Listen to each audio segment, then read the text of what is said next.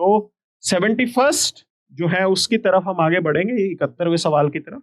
और ये अगेन जैसे मैंने आपको बताया कि हरियाणा जीके की वापसी हुई है। हमने कुछ एक लेक्चर्स डाले थे यहाँ पे हमारे चैनल के ऊपर, अगर आप उतना ही देख लेते तो उतने में से भी आपके 3 से 4 क्वेश्चन बन जाते। ओके, गारंटी के साथ बोल रहा हूँ, 5 लेक्चर मैंने डाले थे, 5 वीडियो, उसमें से 3 से 4 सवाल HCS के वहां पे आप निकाल सकते थे। तो ये है, देखिए कह रहे हैं कि ये कुछ एक मॉन्यूमेंट्स मेंशन है और बता रहे हैं कि कौन से ये हरियाणा के किस शहर के अंदर लोकेटेड है। तो गुजरी महल जो है वो हिसार से है, मैं खुद हिसार से हूं, गुजरी महल हिसार में है, हमें पता होता है ये बात। क्लियर?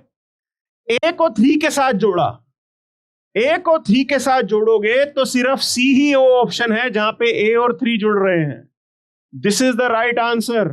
ओके, दूसरी चीज, बहुत से स्टूडेंट्स को शेख चिल्ली का जो मकबरा है उसके बारे में भी आइडिया होता है, ऐसा नहीं है कुछ नहीं पता होता, उसके बारे में भी आइडिया होता है।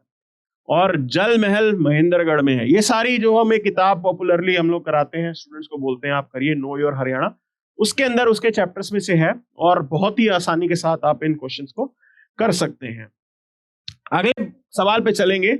सो यहां पे यही सवाल देखिए, एडमिनिस्ट्रेटिव डिवीजन है और पूछा गया कि बताइए कौन से शहर के अंदर, डिवीजन के अंदर कितने कितने डिस्ट्रिक्ट आते हैं। अब ये भी उन्हीं पर्टिकुलर जो हमने 5 वीडियो बनाए थे उनमें से भी ये मिल जाएगा आपको सवाल। Okay, so you have to understand this thing, ठीक है ना। मैं पहले तो मैप दिखाना चाहता था आपको, बट अभी हम उसका अरेंजमेंट नहीं कर पाए यहाँ पे, ठीक है। और मेन कैच अगर हम इस चीज को देखें, हिसार के सामने बोले कि डिस्ट्रिक्ट लगेंगे हिसार, फतेहाबाद, भिवानी, जींद, भिवानी एंड सिरसा, ठीक है। अच्छा, इसमें एक कैच ये हो गया, जो भिवानी है आपका वो रोहतक डिवीजन में है, ये भिवानी आपका रोहतक डिवीजन में हो जाता है, तो इसलिए गलत हो जाएगा। ठीक है जी, कर दिया गलत हमने।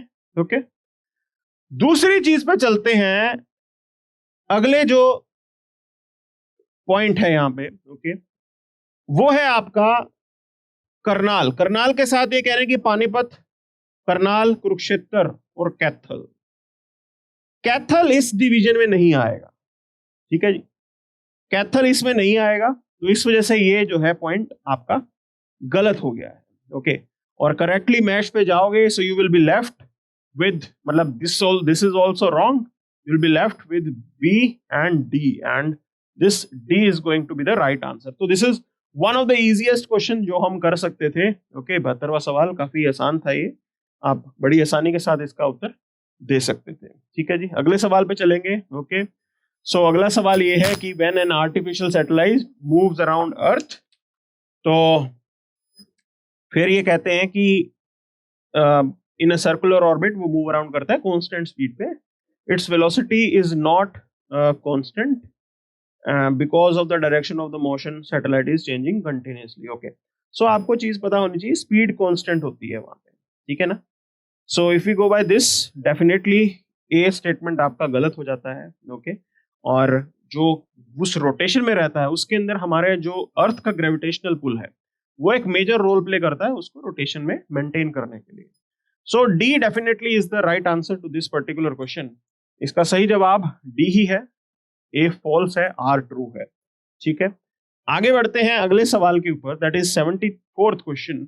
सो which one of the following statement is are true about the artificial sweetening agent. Okay, तो यहाँ पे एक आर्टिफिशियल स्वीटनिंग एजेंट है और उनके बारे में सवाल किया गया है। ठीक है जी, तो इस क्वेश्चन की जो डिमांड है, पहली स्टेटमेंट ये कहती है कि it is first popular artificial sweetening agent. बिल्कुल सही बात है, पुराना है ये। It is also called saccharine, बिल्कुल सही है ये।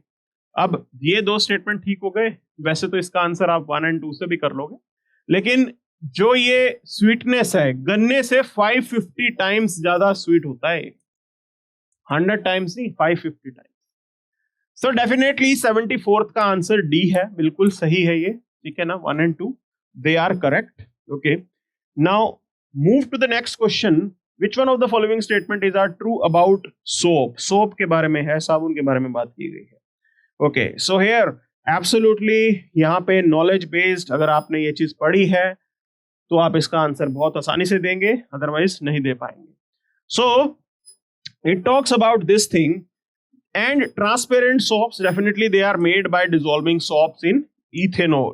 Okay, so this statement is definitely correct, and then evaporating the excess solvent. So this is right. Okay, then the third statement, soap chips, they are made by running a thin sheet of melted soap onto a cool cylinder and scraping off the soaps in small broken pieces. This is also right. Okay, now if we go with this logic, ठीक है. So 1 and 3. Okay. Now C will be the only choice that we will have, and this is the right answer. ये बिल्कुल सही होगा यहाँ. ठीक है जी. So इस तरीके से हमें आंसर करने हैं.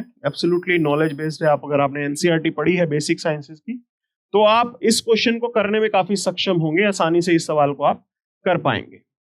अगले सवाल पे चलते हैं. 76th question. यहाँ पे कुछ एक प्रोसेस का बारे में मेंशन है और बोला गया कि मैच कीजिए कौन सी प्रोसेस क्या है.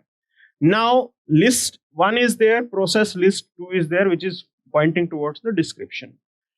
इधर जो बात molting process लिखी है, it is the process of shedding of outer layer. ये बिल्कुल सही बात है.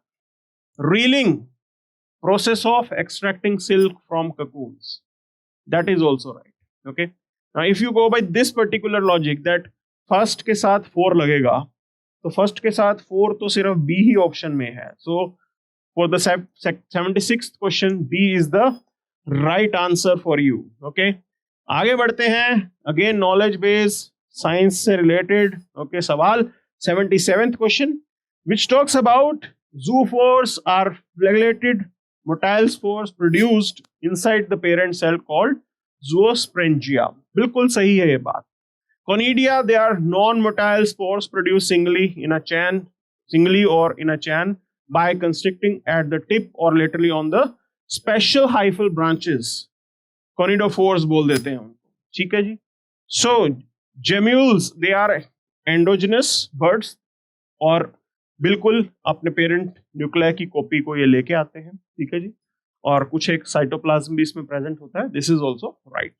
So 77th C is the right answer. All 3 statements they are correct. तीनों के तीनों जो है स्टेटमेंट आपके सही है. इसमें 78th पे चलेंगे.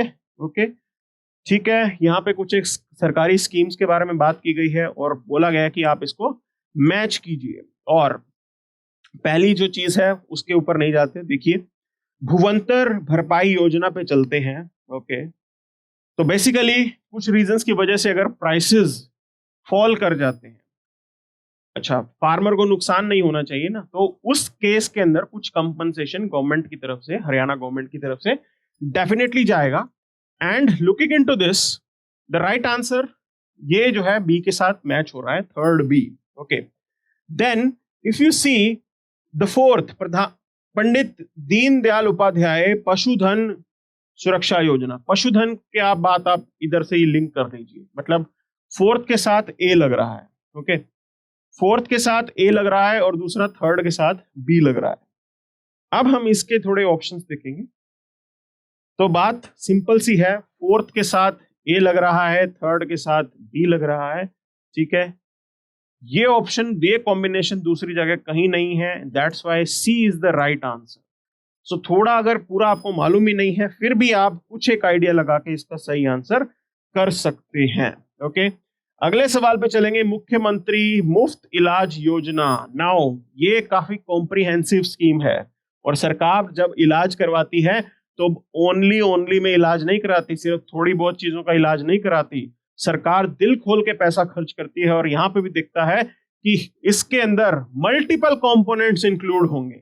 सो 4, that is D is the right answer for this question. Okay, तो कभी भी देखना आप, ऐसा नहीं होगा कि कोई भी गवर्नमेंट होल मतलब लाइट हार्टेडली काम करेगी, थोड़ा थोड़ा टुकड़ों में काम करेगी, ऐसा नहीं होता है. वो एक कॉम्प्रिहेंसिव प्लान के साथ आएंगे और उस तरीके से आप इसका आंसर जो है डी मार्क कर सकते हो. थोड़ा कॉमन सेंस लगा के भी ये क्वेश्चन हो जाएगा. 80th पे चलते हैं. अब ये सवाल है कि national institute of fashion technology वो किन पर्टिकुलर स्कीम्स के साथ एसोसिएटेड है. ओके, अब ये सवाल थोड़ा पेचीदगी वाला है, लेकिन हम आपको एक चीज बता दें यहाँ पे, अगर हमें ध्यान से पढ़ा है तो ये जो चैंपियन पोर्टल है, ये थोड़ा एमएसएमई से रिलेटेड है, मतलब it is just out. Okay, बाकी जो ऑप्शंस हैं that is 1, 2 and 3 they are absolutely right. Okay, ये स्टेटमेंट सी है, तो C is the right answer for this particular question. Clear हो गया? इस तरीके से है, नॉलेज बेस्ड है यहां पे। Okay, next